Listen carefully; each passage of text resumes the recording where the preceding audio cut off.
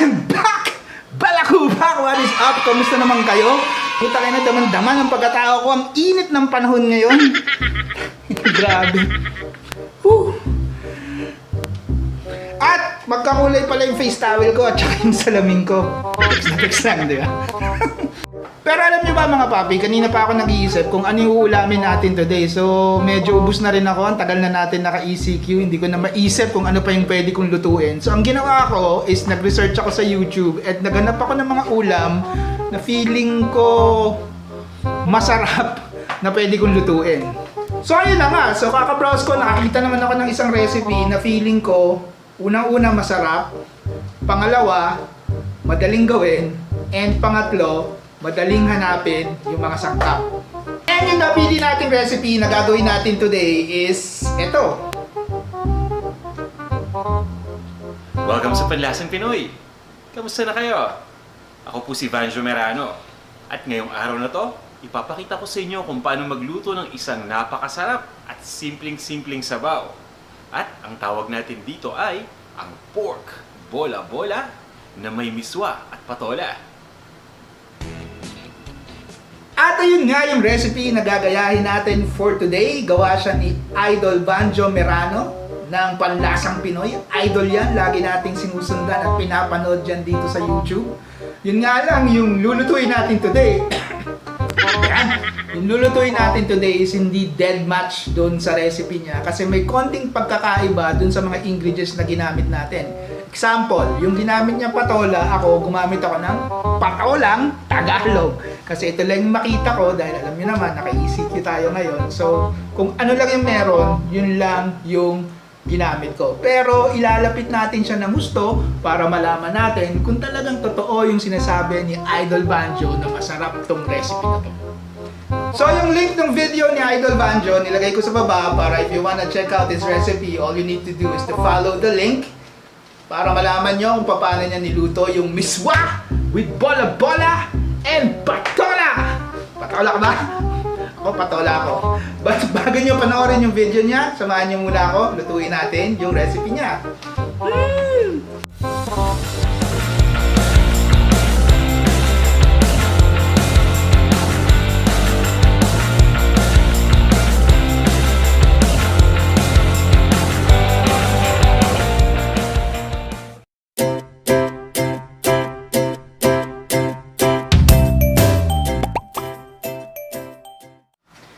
So isa-isahin na natin yung mga sangkap na kakailanganin natin para maluto natin yung miswa with bola-bola and patola ni Idol Vanjo Merano ng Panlasang Pinoy.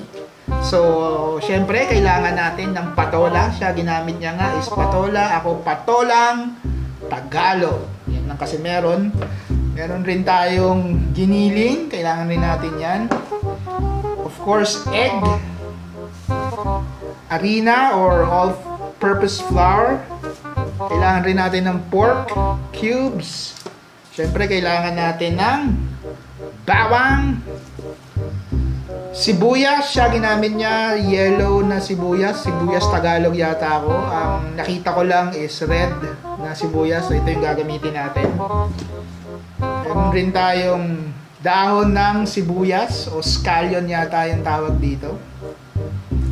Of course, meron rin tayong patis.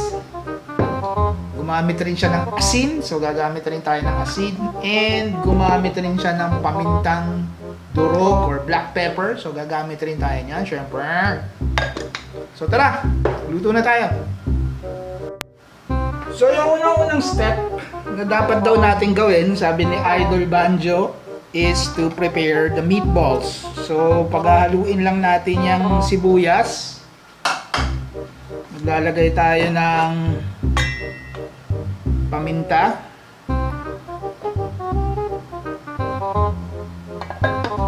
Lalagay rin tayo ng asin.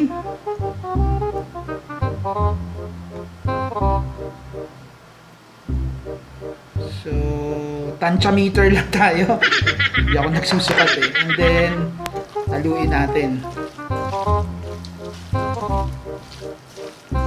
So, after natin haluin, lalagyan rin natin siya ng binder, which is yung itlog.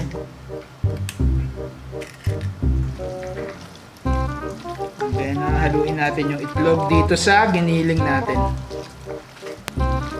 And then after natin mahalo yung itlog dun sa giniling natin, sabi ni Idol, maglagay raw tayo ng harina.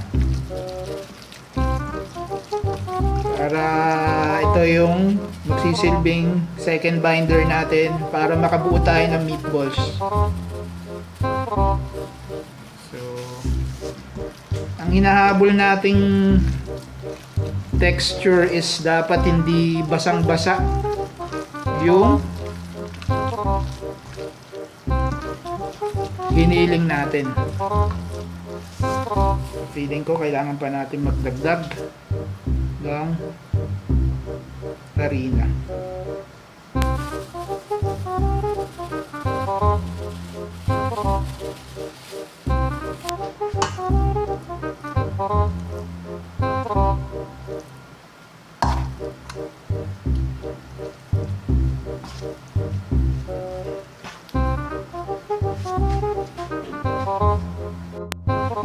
And pag alam na natin tuyo na yung texture nung giniling natin, we can start creating the balls. So sabi ni Idol, ang isang tip daw dito, kailangan basain mo yung kamay mo para wag dumikit yung giniling sa'yo. So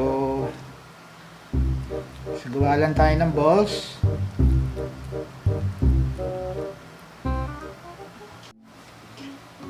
So after natin magawa yung mga meatballs natin out of the ground pork o yung giniling, so pwede na tayo mag-fry yung mga meatballs na nagawa natin.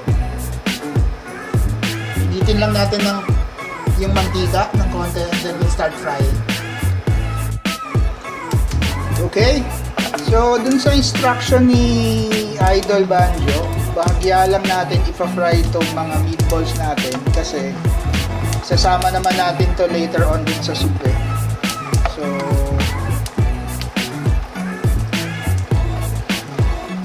hindi siya kailangan tostado, so parang mag-brown lang yung outer layer ng meatball ang kailangan natin dito.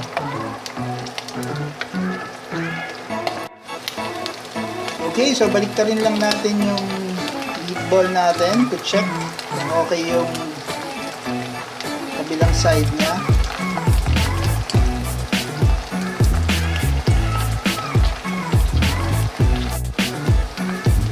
So hanguin na natin yung first batch and let's start cooking the second batch.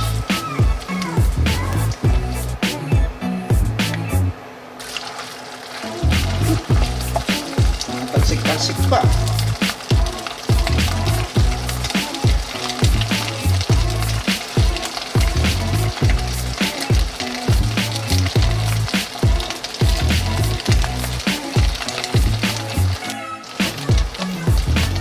And we are done with our meatballs. So hanguin na natin siya. And mag-start na tayong lutuin ang soup natin by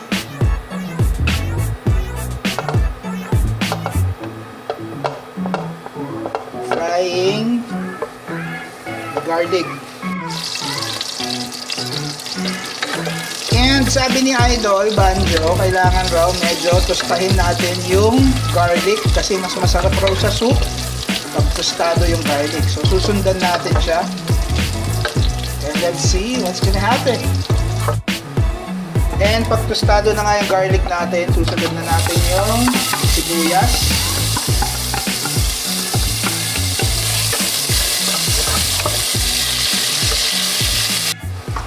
And pag transparent na yung sibuyas natin, I guess we can add 2 cups of water.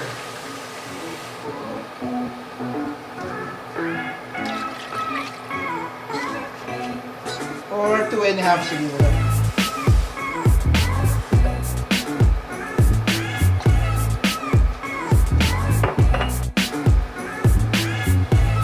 At pag kumukulo na nga yung soup natin, idagdag na raw natin yung meatballs natin.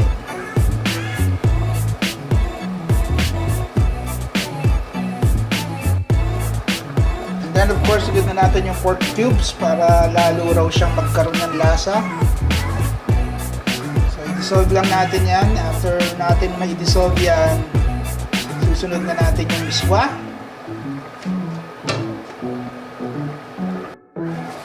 And then isunod na nga natin yung miswa o yung Chinese vermicelli. Pa.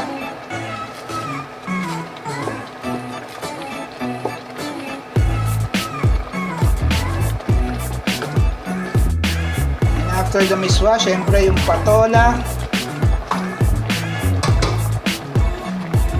Ay, ano bang English ng patola? Lufa? Wala. Anyway, so yan. Patola. Then syempre, para magkaroon ng lasa, mag-add tayo ng konti pang paminta.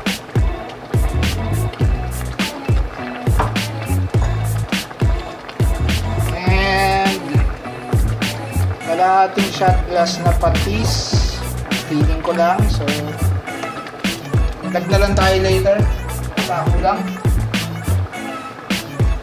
So final stretch na tayo. We are on the tail end of our miswa with bola bola and patola.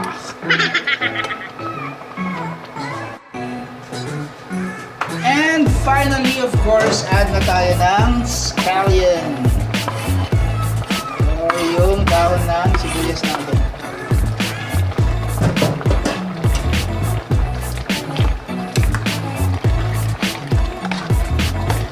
That's it.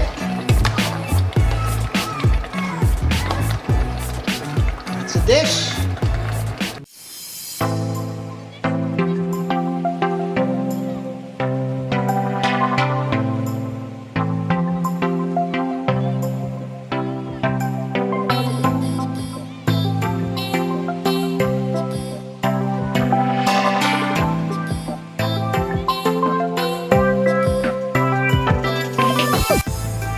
That's it! Pansit! Ito na yung miswa with bola-bola and patola natin. Parang hindi siya naging soup kasi yung nilagay natin tubig, sinipsip nung miswa. Pero tingnan natin, tikman natin kung anong lasa.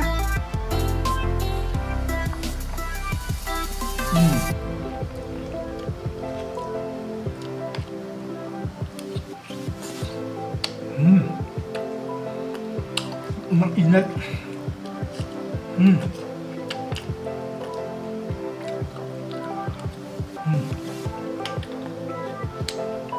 So ano nga bang rating natin para sa dish na to? So yung rating natin, i-divide natin sa tatlong category. 1 to 5, wherein 5 is the highest. So yung utang category natin, availability of ingredients, we will give it 5 star kasi madali lang naman talagang hanapin yung mga sangkap para makagawa tayo nito. Second category natin, ease of process. Naks. Madali ba siyang lutuin?